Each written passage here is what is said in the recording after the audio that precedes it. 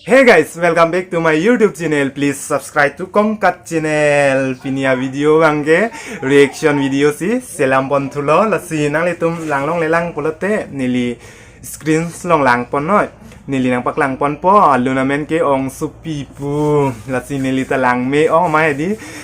mane reaction selam dun te chogi ma pujal hela si reaction video si pini bangke selam pon po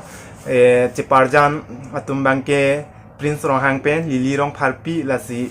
mane nili ta ke lang long cheng pen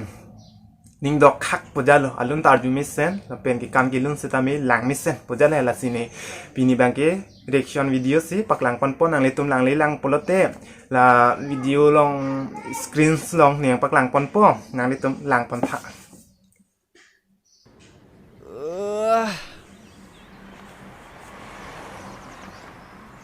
Ôi, cháu con ni ong sopi bang, arji lang ni ku kalau mah diko.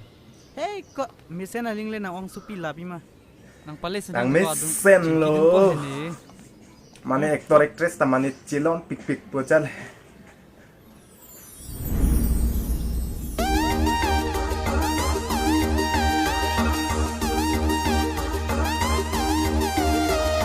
Nang ponji ne nang phan ha ne rindi nang dun ji ma ne long o ong supi Mana ikan ta lang ni pik pojal la sini lang len det pule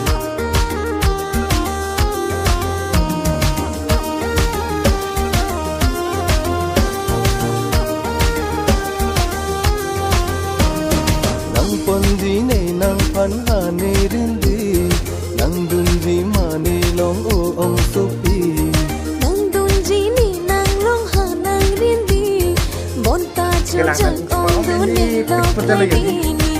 cho chắc nàng lê lô có pi nàng pini nàng phan nàng chê don don nê rô pen ri để cho pi a son si nàng pa do ji nê jo jet li ke la nê ka nê chê chê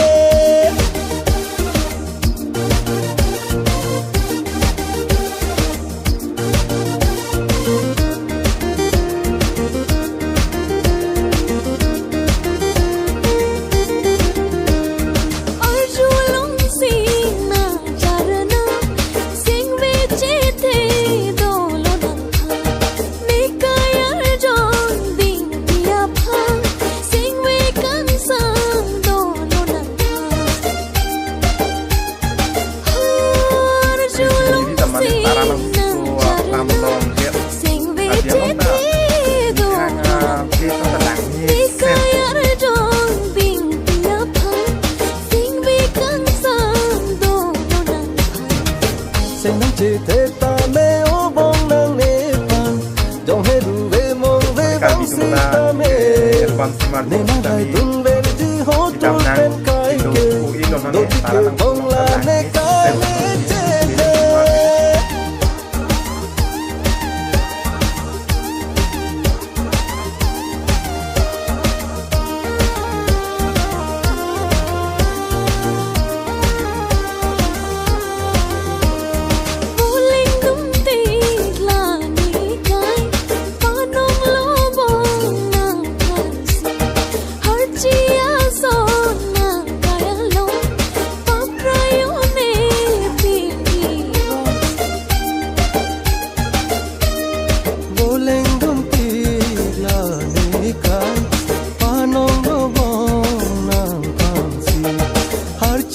son nang kaya don paprayu me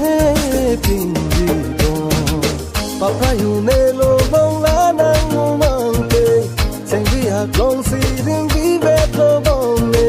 ha chom yin pen ta e to pha ne ban rap jo bo che dun ra no na da bil the nang pon ji ne nang phan ha ne rin di nang dun ji ma ne long o ong supi nang dun ji ni nang long ha nang rin di bon ta cho jak ong do ne lo khai ni ni cho chắc nang ne lo kor pi ni nang phan nang che don dun ne ro pen ri re chu pi a son si nang pa do ji ne ju je ti ke bon ne ka ne che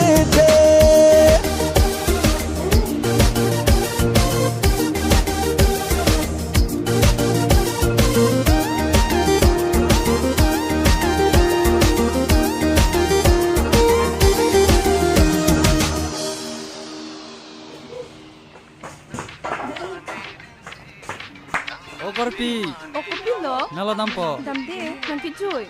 juidam rape nang ho Is, ai ko nang ta da Kosan adan marji tumlang misen ma nililok kilang ke bitai ke thom 3 bar do kilang long tang ane kilang nilita kilang me ong mat a channel ta subscribe dun lo la pen live feed dun lo la pen